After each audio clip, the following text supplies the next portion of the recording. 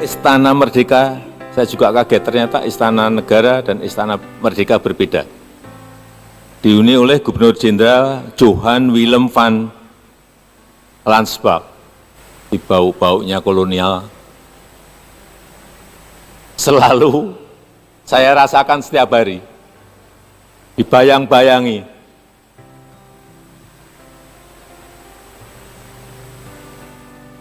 Kesini tadi, saya tadi bertanya banyak yang sudah tiba di Balikpapan kemarin, sehari sebelumnya juga melihat ibu kota Nusantara ini, kira-kira bayangan Bapak apa?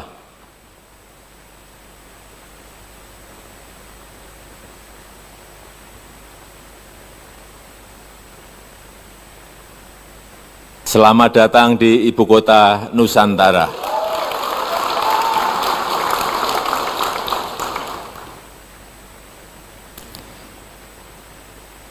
Jadi kalau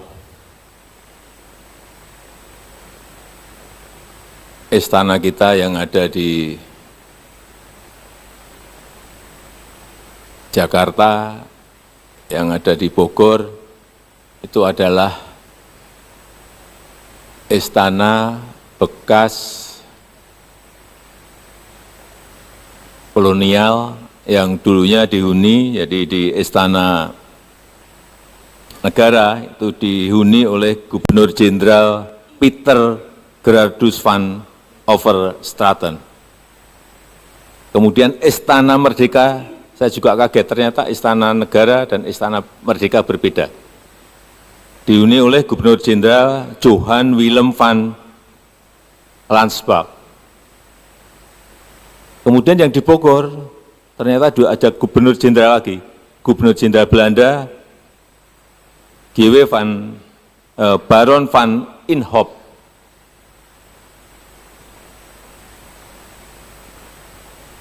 Saya hanya ingin menyampaikan bahwa itu sekali lagi Belanda, bekas Gubernur Jenderal Belanda. Dan sudah kita tempati 79 tahun. Di bau-baunya kolonial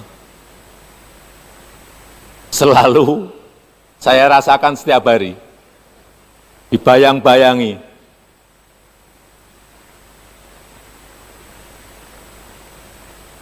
Dan sekali lagi, kita ingin menunjukkan bahwa kita punya kemampuan untuk juga membangun ibu kota sesuai dengan keinginan kita, sesuai dengan desain kita, tetapi memang masih memerlukan waktu yang panjang. Ini dimulai baru tahun 2021-22, akan selesai kira-kira 10-15 tahun yang akan datang. Ini masih sangat panjang. Jadi kalau Bapak Ibu Gubernur, Bupati, dan Wali Kota tadi melihat ini baru awal. Ini belum selesai, jangan keliru, ini belum selesai. Mungkin baru 20%. Dan titik-titik spot yang dibangun di sini juga bukan hanya kawasan inti pemerintahan, yang ada Istana Presiden dan Wapres, kemudian Kemenko, Kementerian, banyak yang masih belum dibangun. Tetapi di luar dari ini juga ada kawasan-kawasan yang telah banyak dibangun, baik berupa hotel, universitas, rumah sakit. Seingat saya hotel ada 5, kemarin tambah lagi berarti ada 6. Rumah sakit juga sudah 6 dalam proses dibangun. Kemudian training centernya PSSI juga sudah selesai. Dan ada beberapa dimulai, properti, perumahan, semuanya sudah dimulai. Dan fasilitas-fasilitas pendukung lainnya. Saya ingin menyampaikan bahwa IKN ini adalah contoh kota masa depan yang dibangun dengan rencana dan konsep untuk masa depan. Konsepnya Forest City, jadi kota hutan, bukan kota beton. Saya kira di semua provinsi, kabupaten, dan kota bisa merencanakan dan mengkonsep kotanya itu ingin dijadikan kota apa. Saya sudah berkali-kali menyampaikan.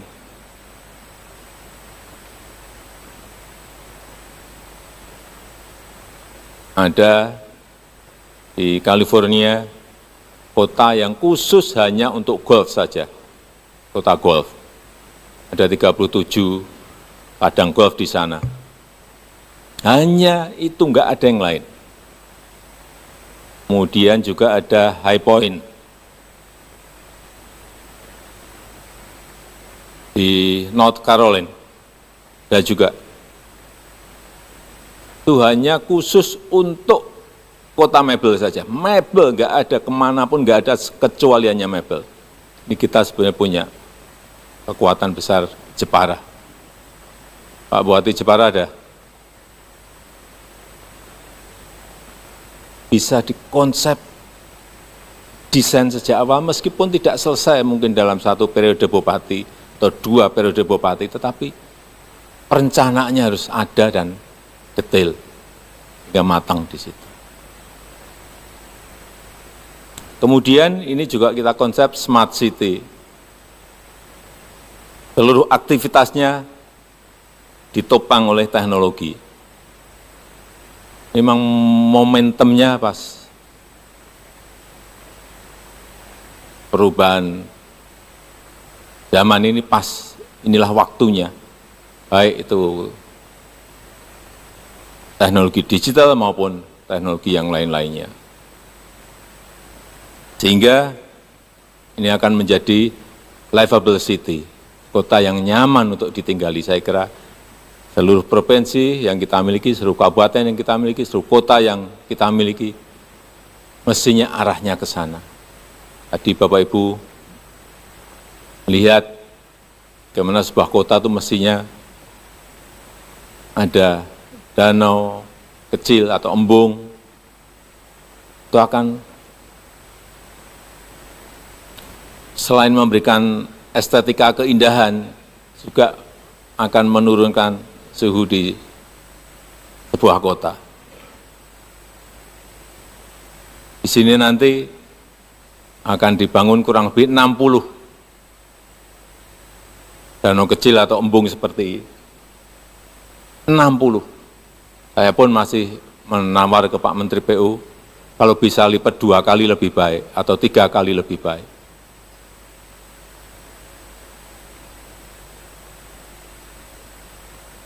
Dan itu bisa kita lakukan, dan juga tidak mahal. APBD punya kemampuan, tapi memang harus direncanakan, harus didesain, jangan seadanya. Kalau ada airnya, dari sisi estetika, dari sisi keindahan semuanya, berikan ke arsitek landscape yang memiliki kemampuan untuk membangun ini.